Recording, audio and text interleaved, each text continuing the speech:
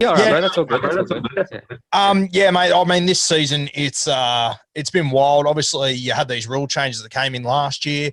Everyone was huge fans of it. It was great. Then you had a preseason for the good coaches to be able to take advantage of the new rules. And mate, shock me. It's the top coaches up the top. It's the teams with the decent halfbacks that are left now. I mean, I know people are complaining about blowouts and everything, but I mean, we saw finals footy on the weekend, and when you get the good teams playing the good teams, you have real like a high level of footy. There was only one blowout, the Melbourne Storm. Personally, I think they're going to blow out whoever they play realistically.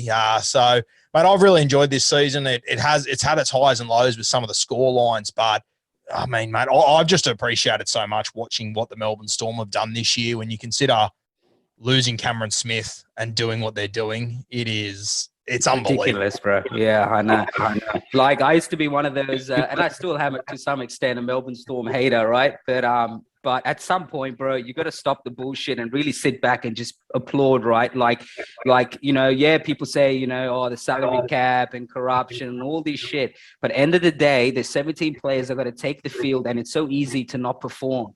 But to get these guys to continuously perform year after year, and then obviously, like you said, when Slater left, and then when Cronk left, and then obviously Cameron Smith left, and then you thought, okay, here we go, the even playing field, and then someone just steps in, and then obviously with the new rules, everyone's mindset was still stuck on the fact that this is a team that's used to defending and grinding and etc. And the next minute, like you said, man, they just turned the pedal to the metal and started scoring points, which is ridiculous, man. And that's what I was saying to someone. I'm like, man, you can hate these guys all you want, but this is one of the hottest franchises that's ever been built in rugby league history, if not has been built. Like, I know that, the Bronx had their little golden period, but even if you just take into the fact that how the rules have changed and etc. and how these guys have always been able to adapt, I feel like that takes the cake amongst a lot of the golden era teams, just being able to adapt to whatever's going on. But what are your thoughts on the big scores? Not so much the big scores, but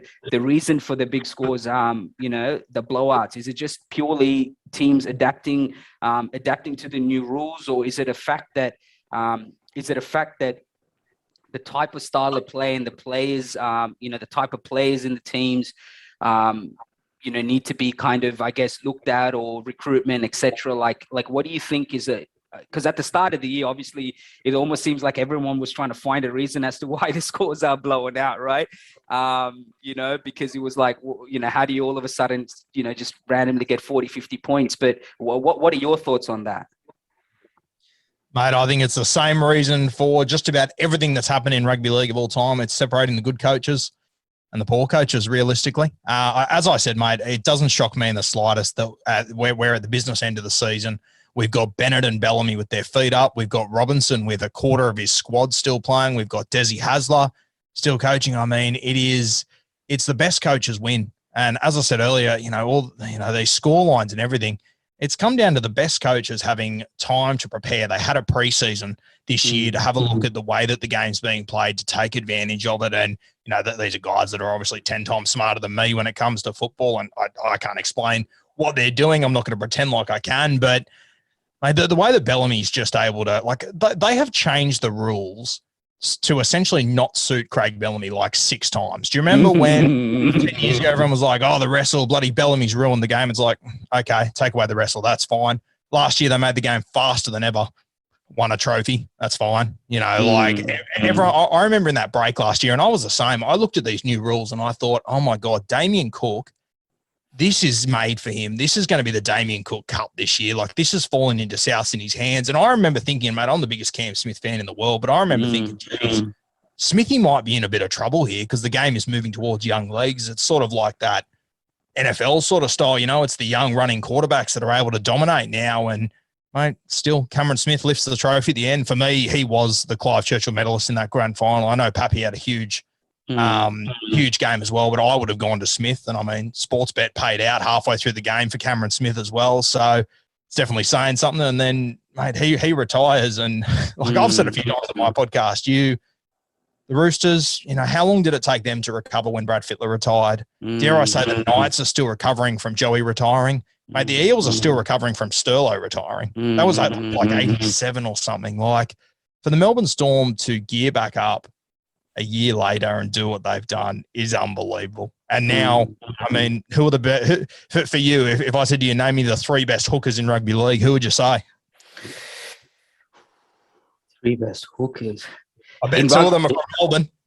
Yeah, well, 2 of them are from Melbourne. Yeah, are you talking like in current season, playing right now? Yeah, current season, right now. If you had to pick 2 hookers for your squad, for example, who would they be? Yeah, I mean, well, if you're talking about the 2 from Melbourne, you're talking Brandon Smith, Harry Grant. I mean, look, even with Cookie, like you said, there was this excitement that these rules were going to unlock him and his potential, but it just shows you, man, like, again, something you touched on, which is very interesting, which I brought up, which I would like to bring up is how, like, Pappy got the Clive Churchill medal, right? But we're suckers for action, right? So even like, say, for example, with Turbo doing what he's doing, right? It's so easy to say, wow, wow, wow. But you also got to look at the guys that are managing the game. You also got to look at the guys that are putting him in the position to do what they're doing, right? But we're suckers for that. For seeing the finish and seeing the little breaks and etc. But we don't see how it's all being set up. And then that takes some real good, like, it takes a real good mind to be able to get your best players where they need to be, you know? And I feel like with Cook, like, I know he's, you know, Souths are where they are, but I don't really think he's really shown that these rules have suited him, bro, to be honest, if you're asking me. If you're thinking other hookers, I'm trying to think, who else is there?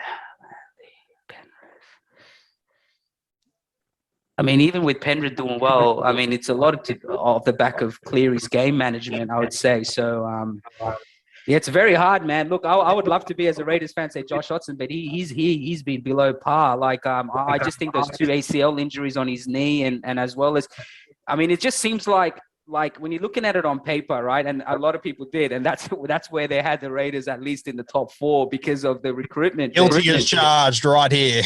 What's that, bro? Guilty as charged, yeah. Yeah, man. Like, I was at the 2019 grand final, and fuck me, bro. Like, I moved to Australia in 1996 from Sri Lanka, so I never got to watch the Raiders win a premiership. But my cousins and stuff were all Raiders fans, and so I just jumped on board because, like, I didn't know who to follow.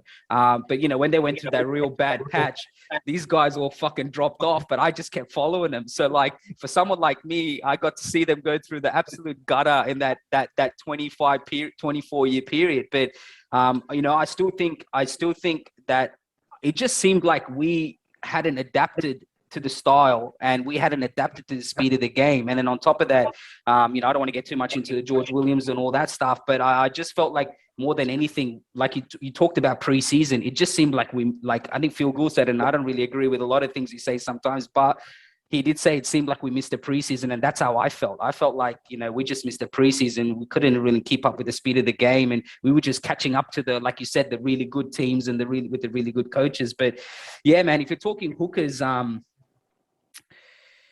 yeah, man, I don't know. Like, I mean, like I said, like in the top 4, I mean, I'd put Cook there just for the fact that, you know, outside of the 2 Melbourne Storm hookers, but I still think there's better hookers, but you know what I mean? But it doesn't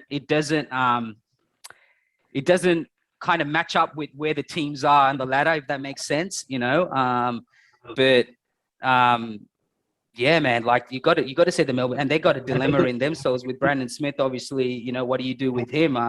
You know, do you keep him? Well, he has to really make the choice. But you know, like, do you guys see what happens in another year or 2 with both of them? But surely you would think that they're going to lose one or the other, right? Moving forward. I'm not sure if they will, to be honest with you. I think that potentially just pay them enough to keep them in the team. Yeah.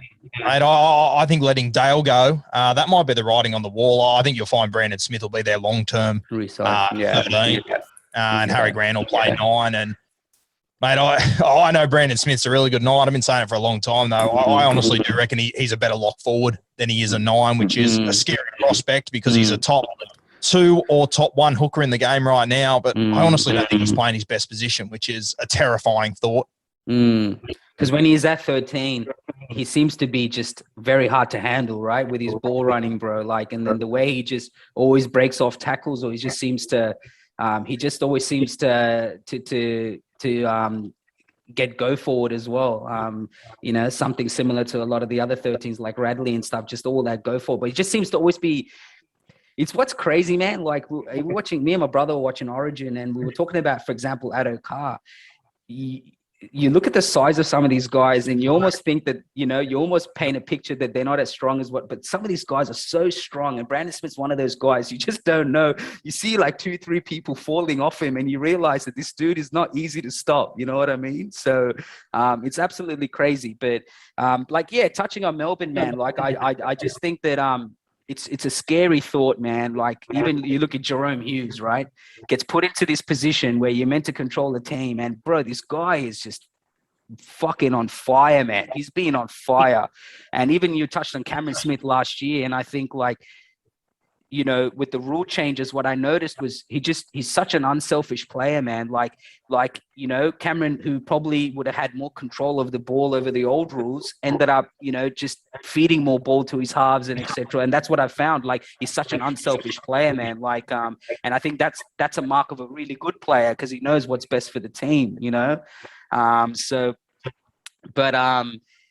Moving to which is a beautiful topic and is a topic every week, which is the refs and you know, and their kind of influence on the game. And a lot's been said, and I wanted your opinion on it, man. A lot's been said on their influence on the game, but also a touch of favoritism for certain teams. And you know, and as fans, bro, you know, we're it's almost a bug for us, right? We just look for any reason, and also, you know, we always, especially with the refs, it's never a win-win battle with them. But you know, there's been some interesting conversations and had me thinking before I was going to have you on, and I was thinking about this question, and and it was a genuine kind of thought, was that a lot of these referees have links to ex-players or say ex-coaches, right? And some ex-coaches or current coaches, for example, the whole debacle, you know, the whole thing with Bennett and Cleary, and Cleary being one of the referees' bosses and etc. Like, what's your thoughts on,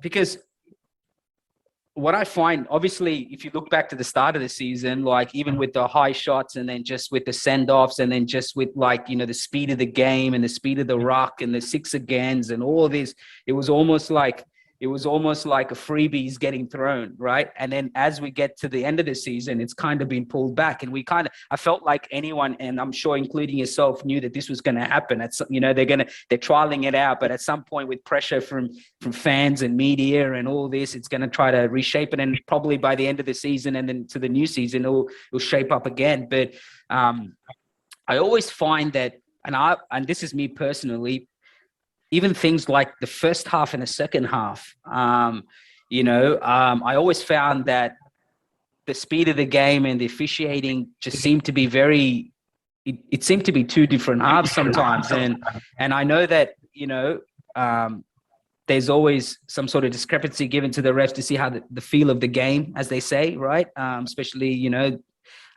especially when you have the really good teams, you kind of want to let the game flow. What's your thoughts on, and obviously a lot of it is not just the refs, it's also officiating the rules, right, that they're given, you know, and at the same time with the bunker, which we'll get to the bunker as well. I've got that down to talk to you about as well. But what has your kind of view been on the refs and the officiating, and even just the officiating of the rules? And a lot of people have spoken about, you know, tale of two different halves as well, and how they kind of officiated. So mate, I think that the referees have had a really tough gig this year. And I think that consistency is obviously the biggest issue we have in rugby league. But, God, I feel sorry for these referees that, I mean, the NRL, like, I love this 6-again rule. It's fantastic. But, I mean, they didn't test it in reserve grade. They didn't test it anywhere. They just threw it on them, and no one knew how it was going to go. And I'll tell you what the problem is in rugby league. And as you said, you know, you're not a big fan of the Melbourne Storm. You've hated them for a long time, but you're starting to respect them. But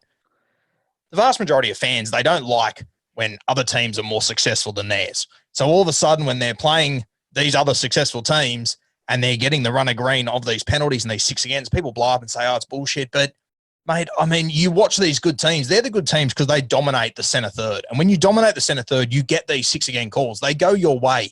And then you gather momentum. And it's up to the other teams to catch up and work out a way to stop these sides. For me, I've listened to all this stuff about the referees deciding games this year. And you know what? There might be one or two calls a game for me that actually the referees impact the game. But I'm sorry, I was taught from when I was 5 years old in rugby league that if you leave the result up to the referees, you haven't done enough.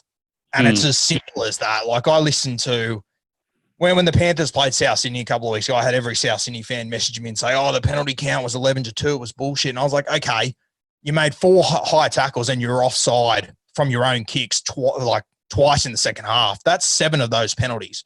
You take those out. If you take them out of your game, all of a sudden it's 4-2. But we don't look at it that way. We look at it, I think a lot of people look at it a very biased way. And unfortunately, we have a really bad finger-pointing culture, in my opinion, in rugby league where we do. I want to take responsibility. It's got to be someone else's fault. And the referees are always the perfect scapegoats. And I think you mentioned before about like a lot of the referees, they know former players, they are former players, they've got relationships with coaches and everything. And I think this is where, you know, if you take away rugby league people as referees and you put in people that have no relation to the game, how's that going to work out? You know, which is what happened with front office, hey, bro. Like that's literally what's happened with front office, right? So it's probably why we're going through this rule change. Guys, the whistle that have no experience in rugby league, it's going to be a nightmare because they don't have a feel for the game. Like we already feel like the current guys don't, and these are guys that have grown up on rugby league. The vast majority of them have played rugby league, and we still feel like they're not up to scratch. If we're putting guys in there that have no relationship with anyone in rugby league,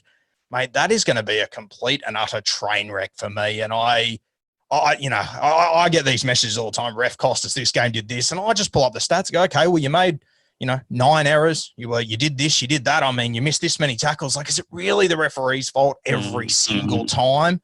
And and it worries me because I sit on there online all the time on my posts and I see these constant comments coming in, bagging referees and all this. And I'm like, fuck, like if you guys think these guys aren't good, they're the top tier guys we've got right now. And the next generation of referees are 12 to 15 right now. They're sitting online. They're seeing all this abuse. If I'm someone that's a good referee, I'm going, there's not a hope in hell I'm doing that for a career. There's not a hope in hell I'm officiating a game where everyone else on the field gets paid 4 or 5 times as much as me. And then I go home and I'm getting death threats from fans. And the reality is referees will get 99 calls right, but they'll get the one wrong. And that's the one we all remember. That's the one we talk about. And I just think we're shooting ourselves in the foot. No one shoots themselves better in the foot than rugby league. And I don't understand why we have this constant referee bash culture. I mean, we're doing ourselves in. We're making life harder for ourselves realistically. And, I coach in junior rugby league in South Sydney, and the vast majority of our games, we don't have touch judges. Now, that's a nightmare, but the reason why we don't have touch judges is because no one's stupid enough to referee anymore because no one's going to show up on Sunday to get abused for 3 and 4 hours. Like, it's becoming a serious problem in rugby league. The guys that are smart enough to be good referees, they're also smart enough to go, fuck, I'll do anything else with my life than be abused every single weekend. They come like I'm a teacher as well, man, and I taught, I won't say his name, but one of the high prominent referees of the last 10 years, I taught his daughter, mate, and the amount of times she would come in on a Monday morning bawling her eyes out because dad had almost had a fucking breakdown on the weekend because of the way that he was treated, because people spat on him in the street, all this sort of stuff. It is just so backwards. But it's funny, as soon as we start to abuse a player or something online, we get collages made of what's being said to them. Don't be mean to them, be nice to them. But referees, it's a different story. I don't know why we expect perfection out of referees, but not our players. Players make mistakes. It's okay. Referees make mistakes. Hold on. Why did you make a mistake? And it's a tough thing to do, man. They bring in all these new rules. They change it all. They flip it all on its head. The referees are meant to make these decisions so quickly and there's so many things to watch. Like take a field goal, for example, and everyone says, oh, the markers weren't square. There was a wall. The players are offside. It's like the referee's one guy. He's getting 12 guys back on side. He has to look either side, make sure they're set. He has to watch the markers are square. He has to watch the blockers are on side. He has to watch that the ball goes over the post. He has to watch that the markers aren't hitting the kicker. I mean, it is like 8 things to watch in a split second. And then the commentators will put it in extra slow motion and watch it again and see that they're one step offside and go, well, why didn't the ref call it? And it just fuels the fire for this finger pointing culture we have in rugby league. And it shits me to tears every weekend, to be honest with you. Especially now, bro, when everyone's got an opinion and can give their opinion, right? With social media and everything, bro. Like, it just gets out of control. Like, it's funny you said that, bro, because I think it was the last round when we played the Roosters, and the Raiders played the Roosters, and obviously we got pumped. And I had a Raiders fan kind of message me and blah blah blah, and mentioned the ref, and I said, listen, regardless of whatever the ref has done, the ref didn't put 40 points on us, right? Like, we had our opportunities and we fucked up. Simple as that. There were a lot of mistakes, but I'm like, it's ridiculous to put, like, if it was 14-12 and there was some really bad calls, I can understand. But a ref's decision, if you got 40 points put on you just from bad reffing, that never happens. Like, it's even stupid to think that. And I was like, and then, they were like, oh, you just, like, what made you so kind of thing? I like, kind of feel that way. I said, no, I'm like, because I said to him, I've been through the bad, I've seen through the good. I'm like, and that's the one thing I know, Ricky Stewart's not everyone's cup of tea, but he always says sometimes you need to create your own luck. And I think back to 2019, there were so many moments, even last year, so many moments where things go your way, bro, when you're just playing well. You know what I mean? That, they call it the rub of the green, but the rub of the green is sometimes it just goes your way when you also know how to create it sometimes, and it just happens. When you're playing well, it happens. Like, and that's what I was saying. I'm like, when you got blowout scores like this, like, it's so stupid to blame the referee, because you have the same opportunities that the other team has. And I said, I can understand if it's a close game and crucial calls didn't go your way, then it's all right. You can blow up about it, because the game was in the balance. But you can't blame the refs when you're getting pumped by 40 points. You gotta be humble a little bit. You know what I mean? Like, you gotta be humble a little bit and realize, man, like, we didn't play that well, but mate, can I just give you a really quick example of that? Yeah. On the weekend, the Manly Seagulls, came up against the best team in the competition, got played off the park. The amount of people I had message me and say, if we would have scored that try that they took off the right winger for the forward pass early, it would have been a different game. And I was like, brother, you scored the next set. Instead of scoring on that play, you scored 45 seconds later off the worst set of 6 of your season, by the way. It was a miracle you scored off the end of it. You scored the next set of 6. I mean, if you would have scored a minute earlier, is that 40-point game a completely different game of football? You scored one try in the game later off a missed kick from your own 20-metre line. You were trying to find touch on the right-hand sideline. You kicked it to the left-hand side of the sticks. I mean, how people come up with this narrative that it's all on the referees and like, just another example. And I hope I'm not digging a hole for myself here. I know you're a Raiders fan. I was at the 19 grand final as well. Yeah. And mate, all anyone wants to talk about is the 6 again call that it cost the Canberra Raiders the game. And man, I've got to tell you, Joey Leilua had a 2-on-1, a draw on pass to win that game. Yeah, I remember that really well. He had the missed tackle that he made a chop. That's what it came down to. That's what it came down to. That exact moment. It came down to that exact moment. And that was one of the reasons why I think, the whole thing with Joey leaving the Raiders was the fact that, like, unless you get your fitness up, because it came down to fitness. But also it just came down to a really bad play at that moment of the game. I remember that. He had his back turned, and then they ran past him, got the ball to Latrell. Latrell made that break down the side. And I remember when the 6 again happened, don't get me wrong, like, I got the shits because the flip side to that argument is that sometimes you could get turned back 3 times. But the 4th or 5th time could be the time that you score. And we are playing grand final. We are playing a team that won the grand final the year before. So you would have liked to just get as many sets as you can to try to break that line. But end of the day, when we got turned back and we had to defend, we fucked up.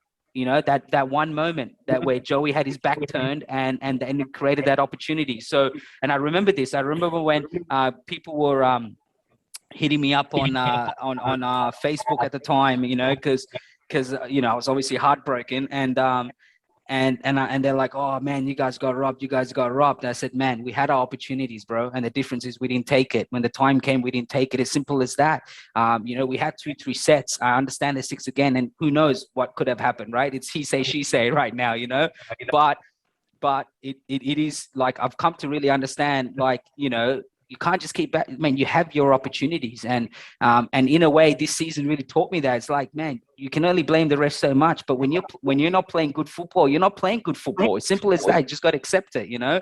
But you're right. Like that moment there, it really came down to a really bad read and in defense, you know, and the rest was, and it just, and that. You're talking about a quality Roosters side that doesn't need much opportunities. You know what I mean? So, and that's grand final, man. You can play as good as you want for the 78 minutes, 79 minutes. You slip up once, and then the whole game could change. You know, and that's what it takes to win the grand final. You know what I mean? So, and mate, can you imagine, like, for example, off the back of that game, I still have people that comment on everything. #6 again. Like that 6 again thing that was carried for ages. Every time that referee did anything, it was 6 again, 6 again. Yeah. Could you imagine the narrative?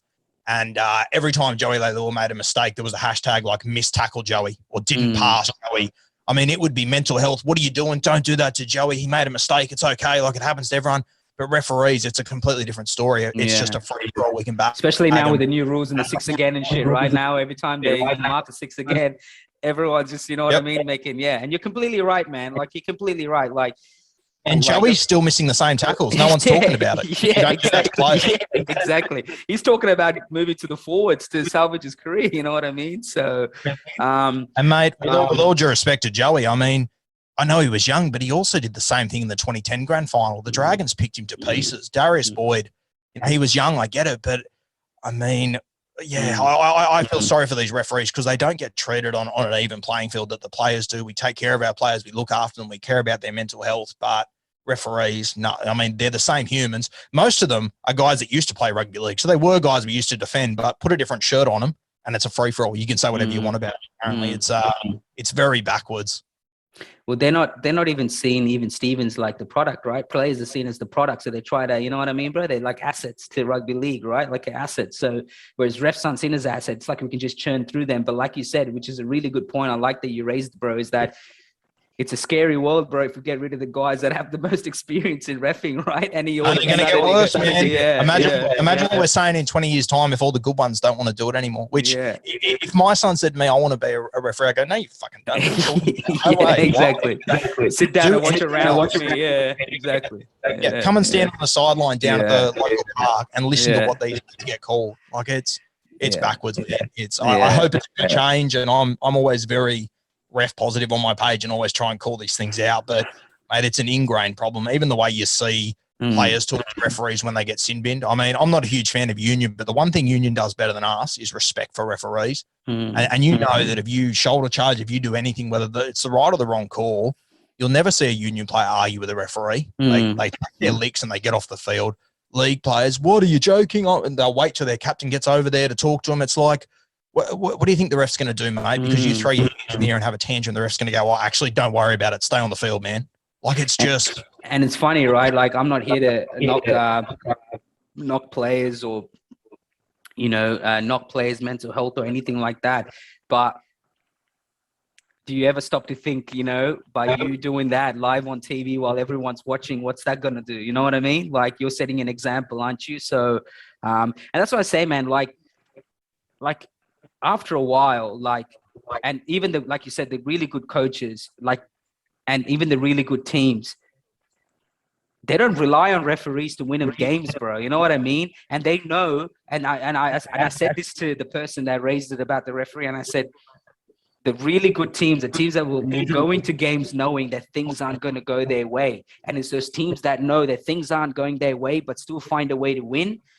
That's the mentality you need to have. You need to go to every game knowing that you may not get all the calls, but when you have the ball, when you have the possession, make the most out of it, you know? And that's what I say, like, things aren't always going to go your way. That's just a given. You know what I mean? And it's just, anyway, but like you said, man, it's just, it's open season for referees all the time, you know? And I just think after a while it gets tiring listening to it because, like you said, man, like, you know, the good teams will always find a way to win. They won't rely on calls and they won't rely on, you know, penalties and things like that to win games. So, thoughts on the bunker, bro? You touched on it with the blockers. You know, obviously a big topic this week has been the whole Sam Walker drop goal and then being offside.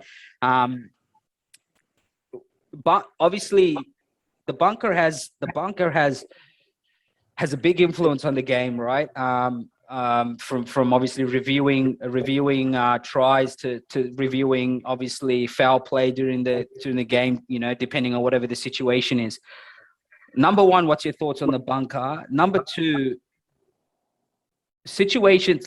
The one as a Raiders fan, actually, before we get to that, the one I don't remember when we beat Para not long ago, about a month ago, we beat him. We beat him like, I think it was 14-10 or something like that. But Dylan Walker was offside, and they were reviewing that, and he was fucking offside by a mile.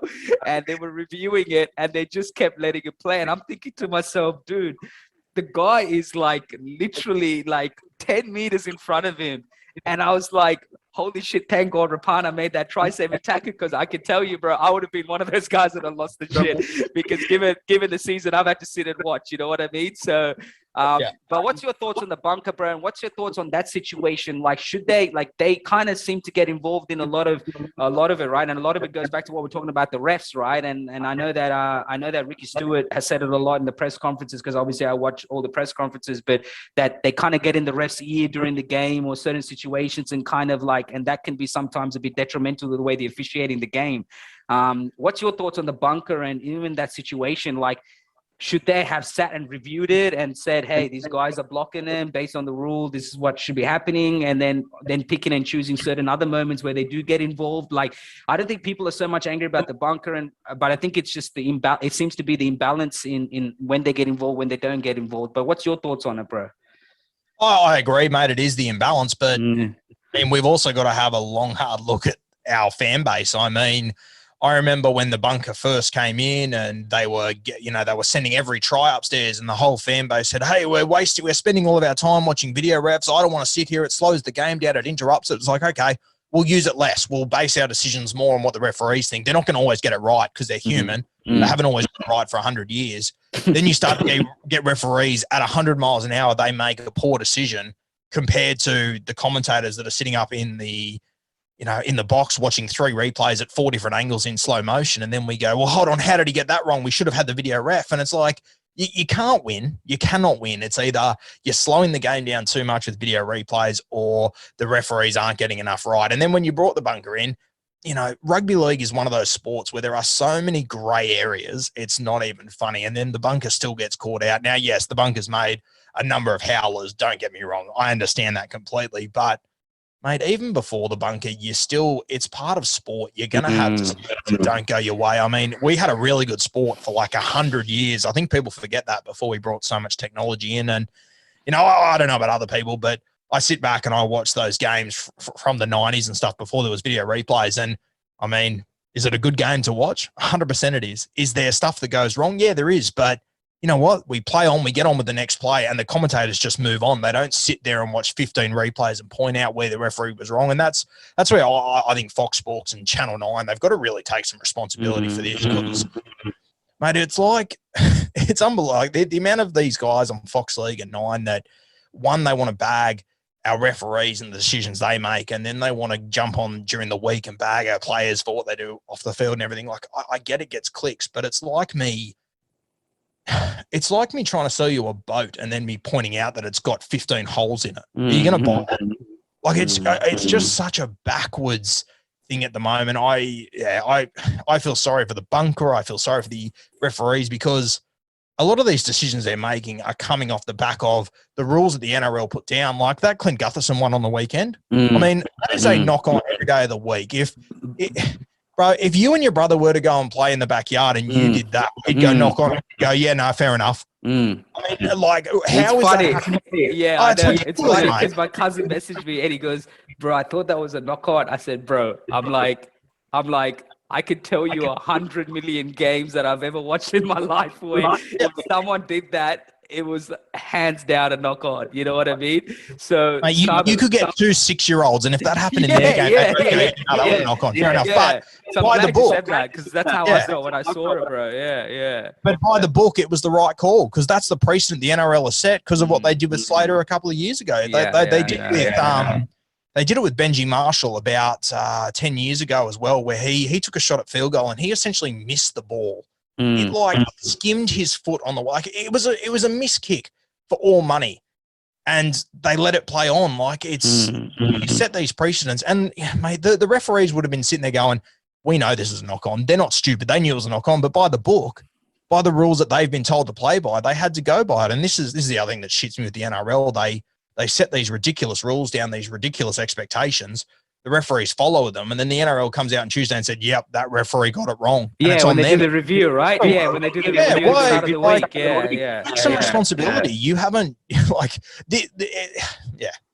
anyone that understands rugby league has known for a long time that rule is in place, and it makes no sense, and it was always going to cost a team at some point. Potentially, it's ended Newcastle's season, you know. And the referees, it's not their fault. It's the rules. It was a big moment in the game, man. And I actually thought the same thing. I thought, man, like, and that's what I mean. Like those moments where it's kind of like someone's season's on the line, or it's almost like you've completely changed the game. That moment completely changed the game. Like, you know what I mean? And yeah, like I also think, like you were saying, bro, when you're watching games like in the 80s and you know, before this technology, 90s, before this technology comes in, like it's almost like they're feeding you things that gets you having these conversations. Like, for example, right? Take, for example,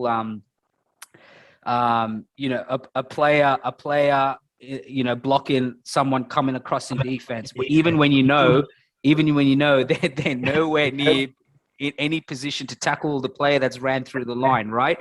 Now, before technology, bro, if you watched that, you would have probably sat there and thought, fuck, you know what I mean? Like, all good, man. We got to, you know, we'll sit there and applaud, or you'll sit there and be like, wow, like what a play. You wouldn't even sit there and think, did this guy block this guy, and did this guy get in the line of sight for him to be able to, you know, be able to make the tackle? But now, like you said, with slow-mo, with like 100 reviews before we figure out whether it's a try or not, it's almost like they're feeding you a reason to find something wrong with it. You know what I mean? Instead of just really appreciating for the type of play that got put on, or the type of try that got put on, you know? You know, because there's all these rules and etc. It's like they're trying to make it as black and white as possible. But like you said, bro, it's not a black and white sport. There's going to be things, there's going to be mistakes, but there's also certain things where you got to be realistic with it as well. And I felt like when technology wasn't around, or this kind of technology wasn't around, you just kind of went, like you said, bro, you went on with it. You just appreciated for what it was. You appreciated for the style of play or attack or defense or whatever it is, right? It was, and you kind of moved on. Whereas now, because there's instant replay and all these things, they're feeding you a reason to just find something wrong with it instead of just appreciating. Like, and this is with anything, man. You do shit in slow-mo, it's not going to look the same as if it's in real play. You know what I mean? So it's one of those things where just, yeah, like I said, it almost seems like to feed the narrative, to have the conversation, they're just feeding people with these you know, with these little situations where like you're looking for things to be wrong instead of just appreciating for what, you know, what just happened before your eyes, man, you know? And mate, it's one of those things like let's take that Titans game, for example, on the weekend. The game finished, and all Fox League spoke about was that an illegal block? Should that have been a penalty? So we highlighted one decision that potentially could have gone either way, whatever, that's fine. So one decision that the referee made. I mean, could you imagine if, you know, in like a different context of a game, for example, if there's a first half and there's one player that misses 8 tackles, but, you know, a referee has one howler, could you imagine what would happen if Fox League identified that one player that missed 8 tackles and said, hey, this guy, it's his fault that this is happening, this is what went wrong, and showed the highlights on replay of him missing tackles? Because that's what they do to referees.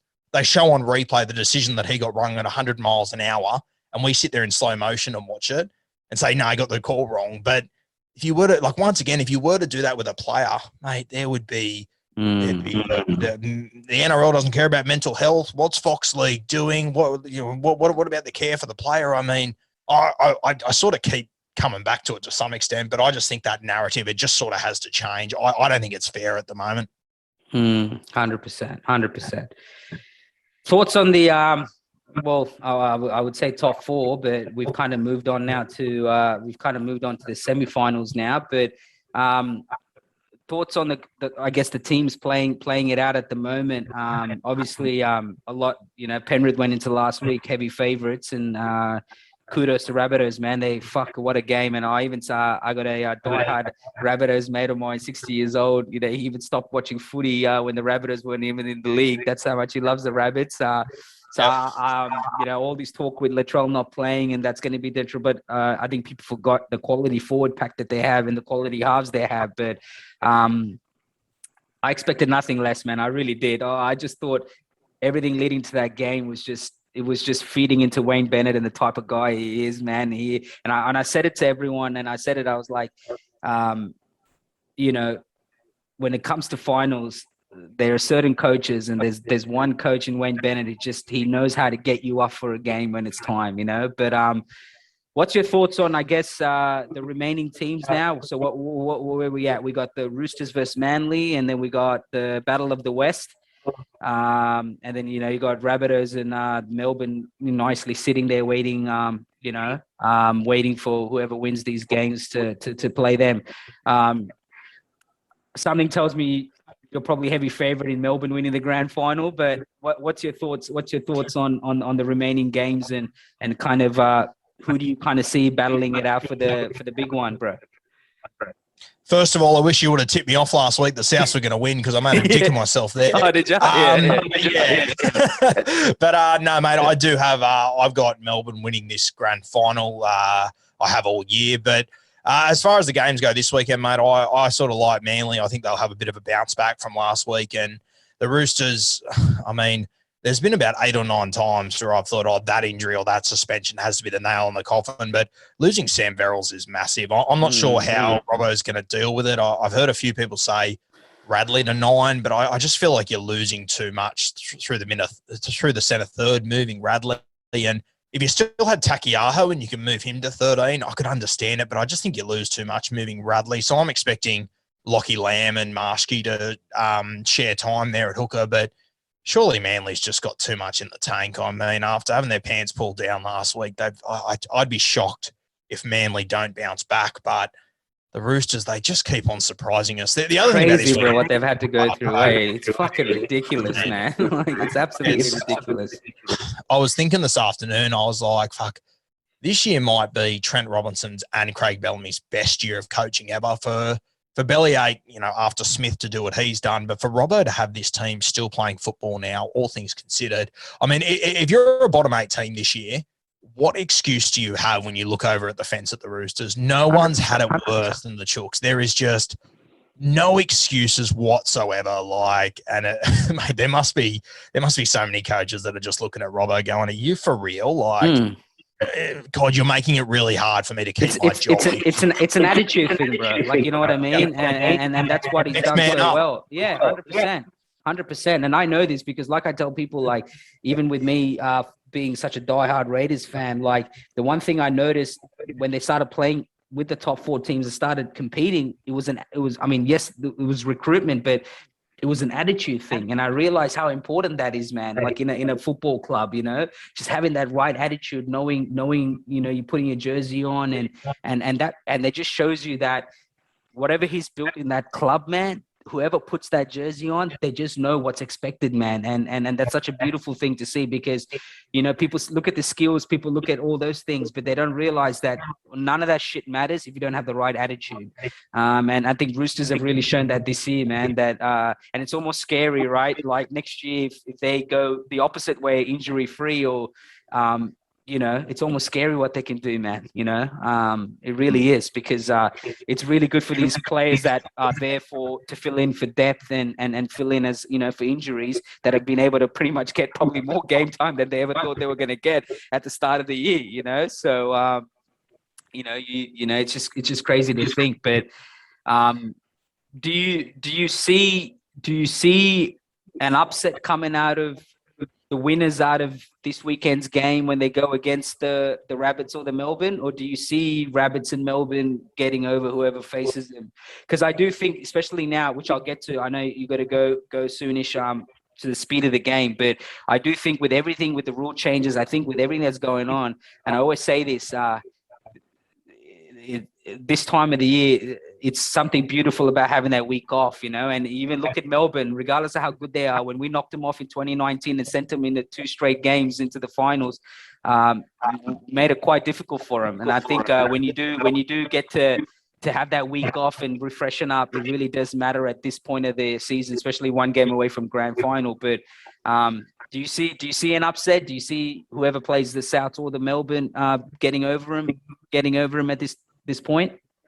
Oh, I don't, to be honest with you, mate. Yeah. And I reckon Manly's got the best hope up against South Sydney. To me, Penrith look, and I'm going to tip Penrith to beat Parramatta, but I think it'll be a lot closer than what people think. I just think that, and it's the same as it's the same as any sport in the world. If you give the very best coaches an extra week to sit and watch tape, I mean, it just makes the world of difference. And giving Wayne Bennett an extra week for him and his staff to watch Manly, and especially for them to sit back and watch how Melbourne played them last week. And the other thing about Manly is that Melbourne showed a bit of a blueprint how to beat them the other night. They showed how to kick Turbo out of the contest, but they also showed, which I think every team knows it, but I just don't think teams have been able to execute it as well as what the Melbourne Storm did the other night. They showed that the way to get through Manly is through that right edge, and you sort of want to target DCE. If you can force DCE to make decisions, especially on his inside shoulder, he really struggles. And, of course, if you think about that matchup, you got DCE's right edge against South Sydney's left edge, so it really suits the Rabbitohs. That's where all of their attacking footy comes from. So it's going to be a massive test for Manly to knock over South Sydney with a whole week to prepare for them. And, man, geez, I couldn't think of anyone worse to play than Craig Bellamy with a week up his sleeve. And as I said, I think this Penrith Parramatta game is going to be a lot closer than what people expect. Yeah. They're rivals. They're going to go hammer and tong with each other. That's what I was going to say. They're going to go hard on each other. Yeah, it's going to be. I didn't see South Sydney beating Penrith last week. So for me, this competition, it just looks so clear cut that it was going to be Penrith go through. They have a week off. They beat whoever the hell they play. Melbourne have a week off. Melbourne go at it again. Yeah. Mate, it has. The Rabbitohs have flipped this competition on its head for me. I'm confident that Melbourne can still beat whoever they play, but I think it just got a little bit harder for them realistically. And I mean, if they play Penrith, that's going to be an unreal game, but that's sort of like a mini grand final within itself. If they play Parramatta, I mean, Parramatta's beaten them twice this year. There's a bit of a mental game going on there for them. I was actually thinking that, bro. I was like, like I said, a lot of it, outside the skills, man, there's little elements like confidence, like, you've been there before, you've beaten them before. So all of a sudden, you play differently, right? So I was actually thinking that. I was like, even if Para goes through, people are going to probably think, they're going to get hammered, but they forget that they've had the better of Melbourne this season. Yeah. And I would still tip Melbourne to win that game, but it definitely plays a role, like if they've had the wood on you twice this year, especially a few weeks ago. I mean, Melbourne, they were pretty much close to full strength against Parramatta. I think the beauty of Parramatta, and, it's obviously easy in hindsight, but the Panthers, they didn't rest anyone in the last round. The Parramatta Eels did.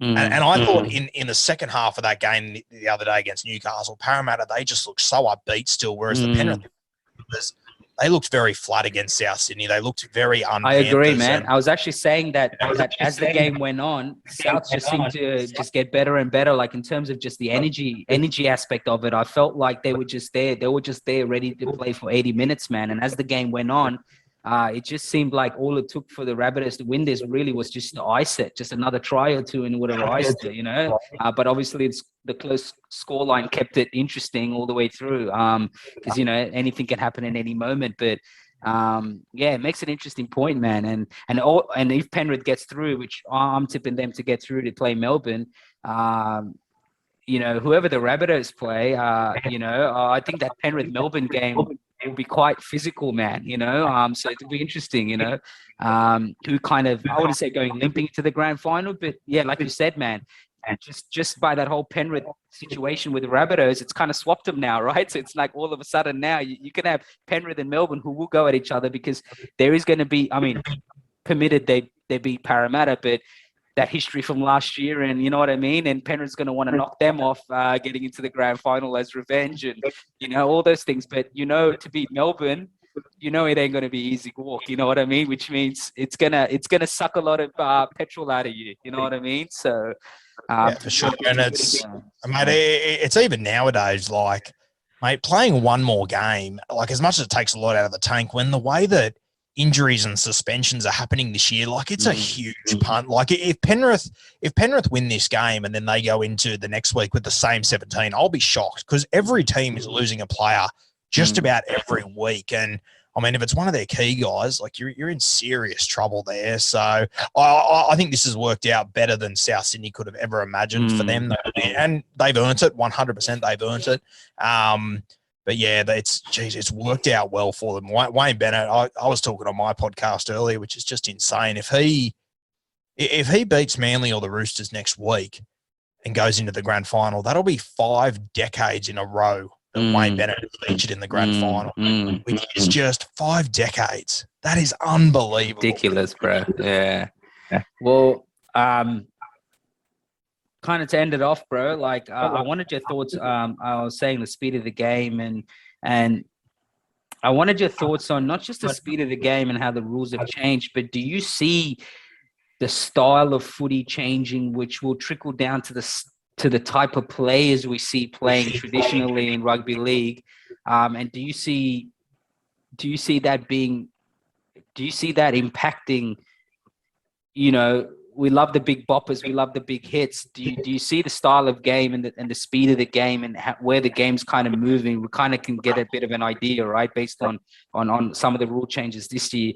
Do you see the type of players and changing? And do you think that the rules are going to be refined going into next season?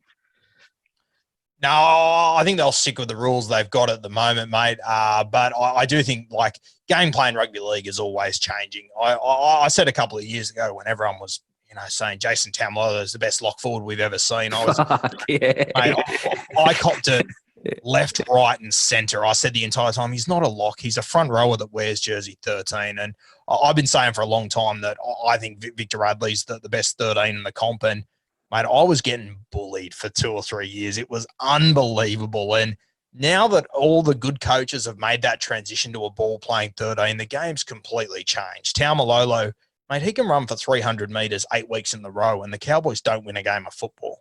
Like, it's always been just the most irrelevant. Like, he's a fantastic footballer, don't get me wrong, but the biggest transition the last few years is jersey 13. And, I remember saying 2 or 3 years ago, Tyrone Peachey should be a lock, and once again, copped it left, right, and centre. But people are calling for it every weekend now because we've made that transition. The position has changed. You need a guy with X factor. You need a guy with leg speed. It's not a third front rower playing there anymore. I think the next transition you're probably going to start to see, and you already have started to see it a little bit, is your centres obviously changing a little bit. For me, I think Matty Burton's really starting to turn the game. The way that Penrith, they played so heavily through Jerome Luai, obviously through Cleary, but the way that Jerome Luai was playing last year as a 5'8", and, he has 25 try assists or whatever, and everyone loses their mind. This year he has less because Matt Burton's just taken on like a second fiddle 5'8" role. It's sort of like the old Jamie Lyon, how he used to play for the Manly Sea, second 5'8", and I think that's one thing you'll start to see change. And we're seeing it more and more. You're seeing a lot of halves moving out into the centres. We've seen Connor Tracy over the last few years. He's shifted out there. He's done a really good job. And I do think you'll start to see more and more of that. But the game's always going to be transitioning, mate, and it's always going to come down to the best coaches can see themselves getting we could adapt it the best. Yeah. And I mean, you mentioned Jerome Hughes earlier. I mean, there's only one team in this competition that Jerome Hughes could do what he's done. In any other system, if you would have said at training to the coach, hey, I reckon we should move our fullback to halfback, mate, you would have got laughed at. No one would even consider doing that. Like, name me another fullback that moved to halfback and won a premiership.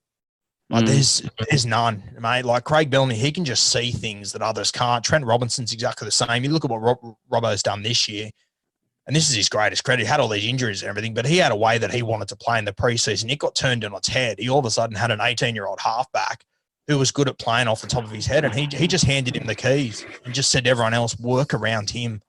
And now he's too bung up to play 80 minutes. So now they've got different halves in there as well. They got Lockie Lamb and Drew Hutchinson. Still finding a way to win, bro. It's unbelievable. They've played like 3 or 4 different styles of rugby league in the last 15 weeks. It is, and they're still competing with these top teams. It's it's crazy, man. It's unbelievable what they're doing. But yeah, the game's always going to continue to transition. It's going to transition in ways that I can't see, that I can't predict coming. That'll come from the smartest guys in the room, your Craig Bellamy's, your Robinsons, these sort of fellas. But yeah, plenty more transition to come, mate. And your footballers will start to adapt. I think you'll see a big swing in your front rowers. You already have, but I think you'll start to see, the old Christian Welsh sort of style. It's becoming more and more rare, whereas 20 years ago, there was 30 Christian Welsh running around in the competition, There's always going to be a place for that sort of footballer, but I think you're heading more in the direction of your Payne Haas, your Nelson, your Fisher Harris, these explosive Tavita Pangai Jr., these sort of guys.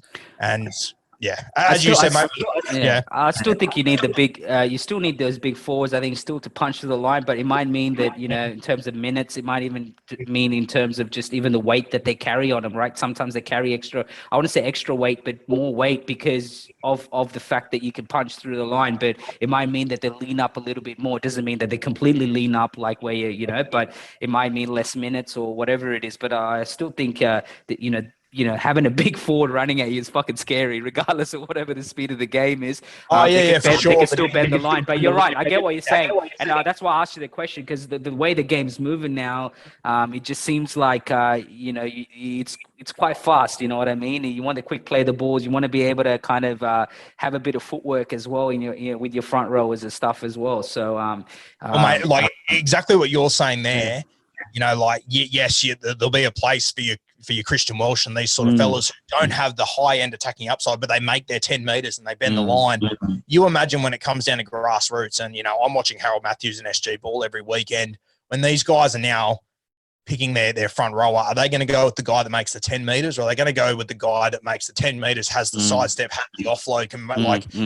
I think you're slowly going to start to see, unfortunately, that style of front rower start to die out slowly, because the reality is, mate, you look at all these rules, every single change that has happened in rugby league over the last 18 months, it comes down to one thing: entertainment. And you look at all across the world, you look at the NFL, like you're seeing records broken every single week for throwing yards, because all the rules are suited to attacking style, because that's what you need. You need highlights.